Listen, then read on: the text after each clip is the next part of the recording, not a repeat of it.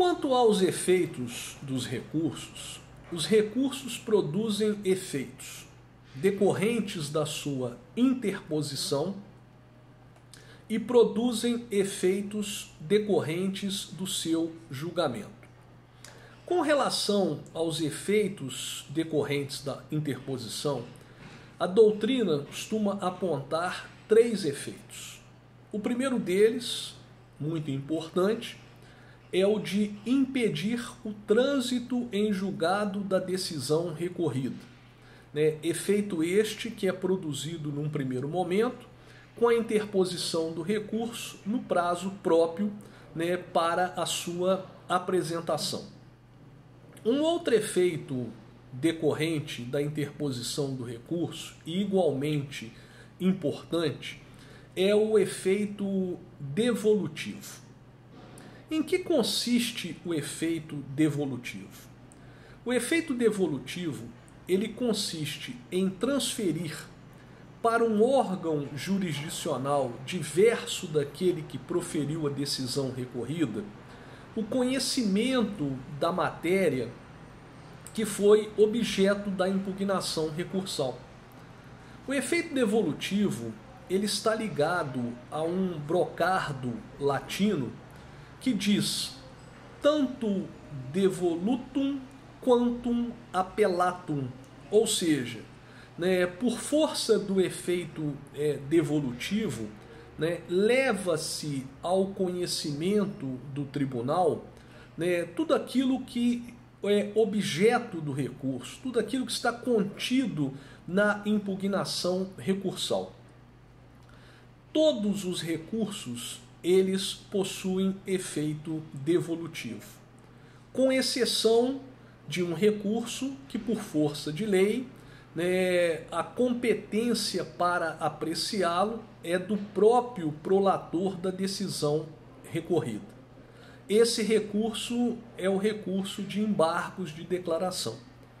Os embargos de declaração não possuem efeito devolutivo, porque o conhecimento desse recurso se dá pelo próprio prolator da decisão embargada.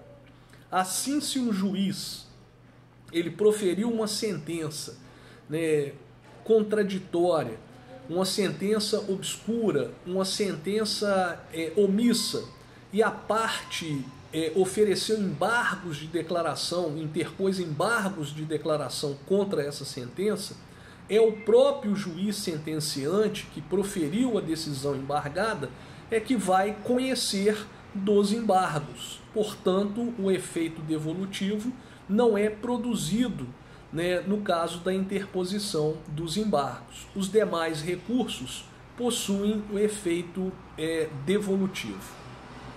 Tem um detalhe muito importante em relação ao efeito devolutivo, que ele limita a atuação do tribunal àquilo que está contido nas razões de inconformismo e no pedido de nova decisão. Então, o efeito devolutivo ele impede que o tribunal ele julgue extra petita, citra ou infra petita. Ele impede que o tribunal ele julgue ultra petita. Então, o tribunal ele vai, ao apreciar o recurso, se deter naquilo que foi objeto da impugnação recursal. Então, isso faz surgir entre nós um importante princípio, que é o princípio da personalidade do recurso. Isso significa dizer que o recurso ele só se aproveita a parte recorrente, não podendo beneficiar aquela parte que não recorreu. Então isso faz surgir entre nós a proibição da reformatio impesus, que é a reforma para pior. O recurso ele não pode agravar a situação daquela parte que recorreu em detrimento daquela parte que não recorreu. Assim, por exemplo, se a Maria João ela pede a condenação do João Maria ao pagamento de danos morais no importe de R$ 5.000 e o tribunal, né, concede a indenização no valor de R$ 2.500, o João Maria concorda com a sentença. A Maria João vai e recorre para o tribunal, né, para aumentar o valor da indenização. O tribunal, na apreciação da apelação da Maria João, não pode cassar a sentença do juiz para reconhecer que ela não, né, que o João Maria não deve danos morais para Maria João. Isso seria um exemplo de reformatio in pesos.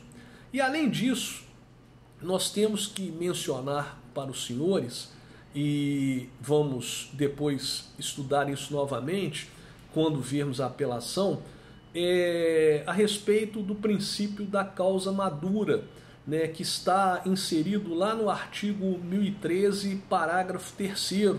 Né, o artigo 1013, parágrafo 3º, ele ampliou, né, o efeito devolutivo, porque ele permite que o tribunal, quando quando ele reformar uma sentença de não mérito, quando o tribunal reconhecer a nulidade de uma sentença por incongruência entre o pedido e a decisão, quando ele reconhecer a nulidade de uma sentença por falta de fundamentação, ou quando ele reconhecer uma omissão, né, que o juiz não se manifestou sobre um pedido que deveria ter se manifestado, o tribunal, desde que a causa esteja em condições de imediato julgamento, ou seja, aquela causa versa só sobre questões de direito ou de direito de fato e os fatos estão suficientemente elucidados. Então o tribunal ele pode proceder ao julgamento de mérito